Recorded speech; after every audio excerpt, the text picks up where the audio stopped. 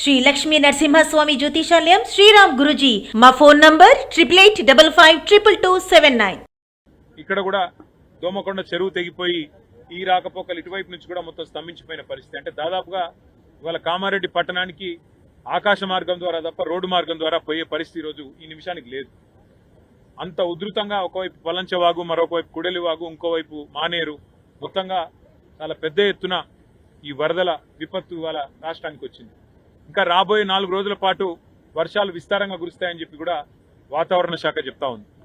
రాష్ట్ర ప్రభుత్వానికి మరి ఇంత జరుగుతుంటే, ప్రజలు ఇంత అవస్థల్లో ఉంటే, రాష్ట్ర ప్రభుత్వం ముఖ్యంగా గౌరవ ముఖ్యమంత్రి గారు మాత్రం నిన్ననేమో మూసీ నది సుందరీకరణ మీద వారు రివ్యూ చేసినట్టుగా చూసినాం. ఇవాళనేమో రాష్ట్రానికి ఒలింపిక్స్ ఎట్లా తేవాలని చెప్పి రివ్యూ చేస్తున్నట్టుగా ఇప్పుడే నేను టీవీలో చూసిన. పరిస్థితి ఎట్లా ఉంది అంటే, రోమ్ నగరం తగలబడుతుంటే ఆ చక్రవర్తి ఎవరో ఒక ఆయన నీరో చక్రవర్తి అని ఫిడేలు వాయించుకుంటూ కూర్చున్నాడట. అట్లా రాష్ట్రం వరదల్లో ఉంటే మూసీ సుందరీకరణ ముఖ్యమా, లేకపోతే రాష్ట్రానికి ఒలింపిక్స్ అనే డిస్కషన్ ముఖ్యమా, లేకపోతే ప్రస్తుతం పంట నష్టం ఎంత జరిగింది, ఆస్తి నష్టం ఎంత జరిగింది, ప్రాణ నష్టం ఎంత జరిగింది, ఎంతమంది విపత్తుల్లో ఉన్నారు, ఇది చూసుడు ముఖ్యమా?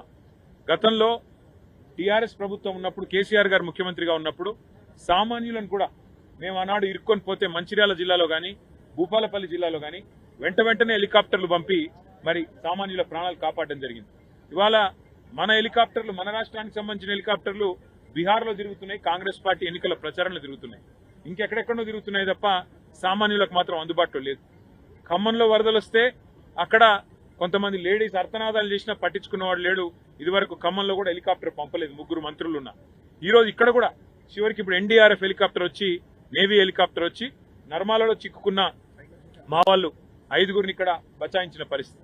దురదృష్టం, అందులో ఒక సోదరుడు నాగయ్య అని కొట్టుకొని పోయినాడు. అట్లాగే ఇంకా కొంత ఆస్తి నష్టం కూడా జరిగింది. కొన్ని గ్రామాల్లో ఏవైతే శిథిలావస్థలో ఇండ్లు ఉంటాయో వాటికి నష్టం జరిగి కూలిపోవడం కూడా జరిగింది. కొంత ఆస్తి నష్టం కూడా జరిగింది. కొంత ప్రాణ నష్టం, కొంత పంట నష్టం, కొంత ఆస్తి నష్టం, ఇవన్నీ జరిగినాయి. కాబట్టి రాష్ట్ర ప్రభుత్వం వెంటనే మేల్కొని, మరి ఇదివరకు మేల్కొని ఉండి కొద్దిగా అప్రమత్తంగా ఉంటే ఇంత అవస్థ కాకపోతుండే. కానీ ఎవరు పట్టించుకోలేదు, ముందస్తు ప్రణాళిక లేదు. ఇప్పటికైనా మేల్కొని వెంటనే పంట నష్టం ఎక్కడెక్కడైతే జరిగిందో ఎకరానికి ఒక 25,000 రూపాయలు పరిహారం ఇవ్వాలి. ప్రాణ నష్టం ఎక్కడైతే జరిగిందో ఇవాళ మరి నాగయ్య గారు ఇంకా కొట్టుకొని పోయినారు, 12 గంటలు దాటిపోయింది, ఇంతవరకు ఆచూకీ లేదు. దొరికితే ఒకవేళ ప్రాణాలతో దొరికితే సంతోషం. కానీ ఇంకెక్కడైనా ప్రాణ నష్టం జరిగితే కూడా, మెదక్లో కూడా ప్రాణ నష్టం జరిగిందని వింటున్నాం. ఒక్కొక్క కుటుంబానికి 25 లక్షల రూపాయల చొప్పున నష్టపరిహారం ఇవ్వాలి. ఒక్కొక్క ఎకరానికి 25,000 రూపాయల చొప్పున నష్టపరిహారం ఇవ్వాలి. కూలిపోయిన ఇళ్లకు కూడా వెంటనే వాటి స్థానంలో ఇందిరమ్మ ఇండ్లు మంజూరు చేయాలని చెప్పి కూడా డిమాండ్ చేస్తూ మా పార్టీ తరఫున కూడా మా కార్యకర్తలు, నాయకులు ఎక్కడికక్కడ, ముఖ్యంగా కామారెడ్డి పట్టణంలో గంప గోవర్ధన్ గారు తిరుగుతూ ఉన్నారు, ఎల్లారెడ్డిలో నల్లమడుగు సురేందర్ గారు తిరుగుతూ ఉన్నారు.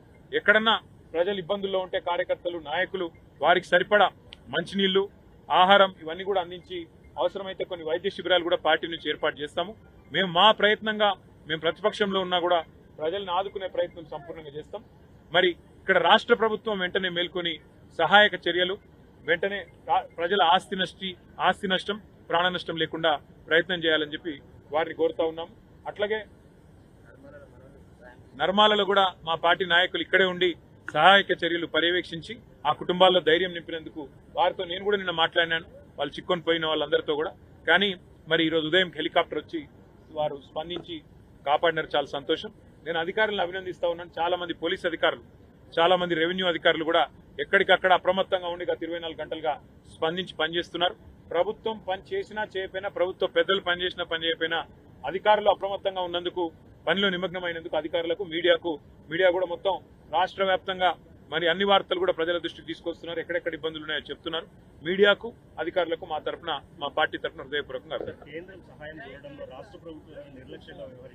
రాష్ట్ర ప్రభుత్వానికి కనీసం అసలు ఇక్కడ ఏం జరుగుతున్నది, ఉపద్రవం ఎట్లాంటిది రాబోతున్నదని ఒక ప్రజలకు హెచ్చరిక చేయాలన్న ఇంగిత జ్ఞానం కానీ, లోతట్టు ప్రాంతాల్లో ఉండే ప్రజలను తరలించాలన్నది ఆలోచన కానీ, మాన్సూన్ ప్రిపేర్డ్నెస్ అనేది ఉంటుంది.